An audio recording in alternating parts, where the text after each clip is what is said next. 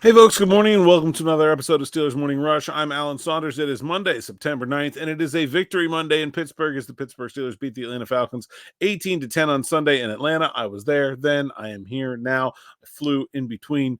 So most of this energy you're getting from me is fake right now. But you know what? I'm faking it for you guys. I thought we had a really interesting game, and it was interesting because it wasn't this high scoring contest. It wasn't this well executed contest, right? I mean, there was a lot of sloppiness from both teams, a bunch of penalties. Heck, even the refs were awful.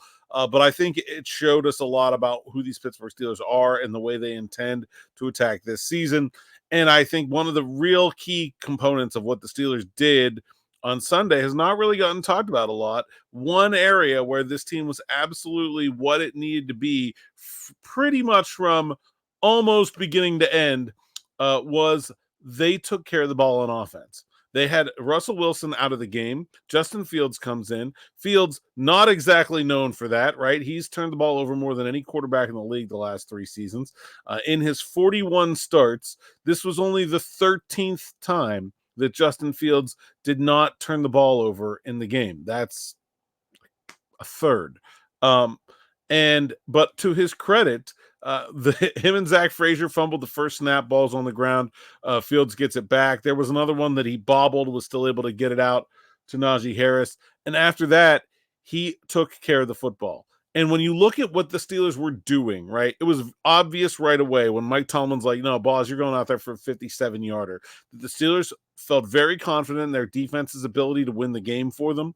All they wanted from the offense was just don't screw it up, was just don't crash the car, just get us to where we need to go. Yeah, they were settling for field goals. And, when you talk to the people on the offense, they're not happy about it. Pat Freiermuth, Broderick Jones, Fields himself all said, like, hey, we need to be a lot better than that. And I think they can be. But it was very clear that the game plan for this game was with a banged up offensive line, a backup quarterback in the game who's frankly known probably most for turning the ball over. They wanted to just not do that. And they, I mean, you look at the throws, like, Fields wasn't particularly accurate all the time. He missed a couple guys. There were some other players where he hit them, but the ball wasn't really where it needed to be. But he didn't put the ball in danger.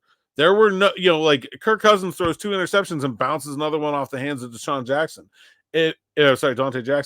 If you watch the Fields throws, like the ball is not in danger.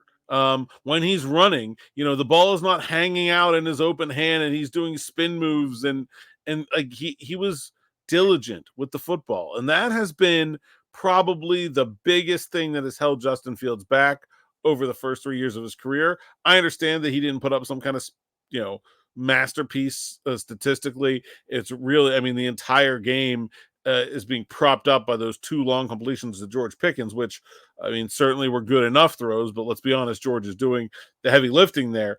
I think maturity is understanding what the team needs you to do. And a lot of times, I think Justin Fields, when he was in Chicago, felt like he needed to be the star for his team to win the game. That was clearly not going to be the case in Pittsburgh, where they went 10-7 with a collection of yuck at quarterback last year. This team can win plenty of games without the quarterback being the hero. The thing I was most impressed by in that game was Justin Fields acknowledging that, sticking to the game plan, not putting the ball in jeopardy, being okay with just being okay as the Steelers defense won them this game. And the couple times where he did get a little bit of freedom, right? The last drive before the end of the first half, they're like, all right, we're going to push the ball down the field here. He did great with it. So, I think it's not a great performance. There's lots to look at what Justin Fields did and say, oh man, wasn't very accurate. Didn't make, all the throws, didn't make all the right reads. Like, certainly there's what I'm telling you, what you're today, the all 22, whenever the all 22 comes out, you're see all kinds of people on Twitter being like, oh my gosh, I can't believe Justin Fields didn't make this throw. I've already seen it once. Like, there's plenty of guys open. There's gonna be lots to critique about his performance, but I thought the mindset was key, that he went into this game understanding, hey, look, We got a really good defense. I'm the backup quarterback. I'm going to run a little bit. I'm going to hand the ball off 15 times to Najee Harris. I'm going to throw when I have to, but I'm going to make sure I take care of that football. He did exactly that. I think that was huge for him and for the Steelers. What does that mean going forward? I don't think it means very much. I think the Steelers are going to give Russell Wilson an opportunity to see if he can get healthy this week.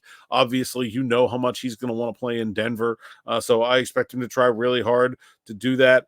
I'm a little surprised he didn't play. I'll be perfectly honest. Like, I thought he would be the kind of guy that Mike Tomlin would allow to play if he was healthy enough to play.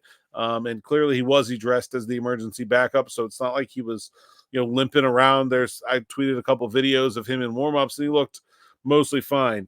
If Russell Wilson can get healthy enough to practice this week and he looks okay in practice, I expect he will play. But I just wanted to give some credit to Justin Fields for what I thought was mentally a really tough-minded thing. And also, like, if you look at the way they responded to that early, I don't know what you want to call it. Adversity is the wrong word because they did it to themselves, but sloppiness, right? Like, nobody was – the whole offense was screwing it up at the beginning, right? Fumbled snap, penalty on alignment, drops, missed reads, missed throws. Like, nobody was doing the right thing. And – backup quarterback, people could lose their heads, and they didn't. And, Fields is the leader of that unit. He's not a rah-rah guy. I think it actually works in his benefit a lot of times where he just stayed cool. Mike Tomlin, after the game, called him Steady Eddie. I talked to some of the players on offense that said, look, we never panicked. And that, look at the situation. You're already beat up on offense, and you come into this game and you look like that the first drive. I think a lot of people would have panicked, and I think a lot of y'all on social media were panicking. I was, I'm not going to panic, but it didn't look good. Let me tell you that. And so, if you had money on that game, I bet you were panicking. And so, I think the fact that they didn't, and he kept the offense together and he stuck to the game plan, to me is such a credit to Justin Fields and his maturity. We will see where the Steelers go from there, but I think that was a great sign from a young player that, let's be honest, they hope is their quarterback of the future. They're going with Russell Wilson right now, but the idea of trading for Justin Fields was that, hey, maybe we can fix him. And it's only one game sample, but it looked like there was a change. That's it for now. Thanks for listening. Thanks for watching. We will have an episode of Steelers Afternoon Drive later with myself and Zachary Smith. No practice today, but there is an open locker room down the south side, so I'll be down there getting some more stuff from the Steelers locker room. That'll probably be here on the channel as well. Make sure you pop up to feeds here. There's a good interview with Zach Frazier that just went out this morning, and also Deshaun Elliott and Dante Jackson on their huge interceptions and feeling like they're part of the team now after planting their flag as playmakers as a part of the Steelers defense. Really good stuff there as well. And of course, me and Smitty's live post game, if you want to go back and rewatch that, is on the channel as well. You may have to poke around to find that one, but I'll make sure it gets highlighted too. That's it for now. Thanks for listening. Thanks for watching. Make sure you like, subscribe, hit that bell for notifications on the YouTube channel so you don't miss any of it. And we'll see you next time.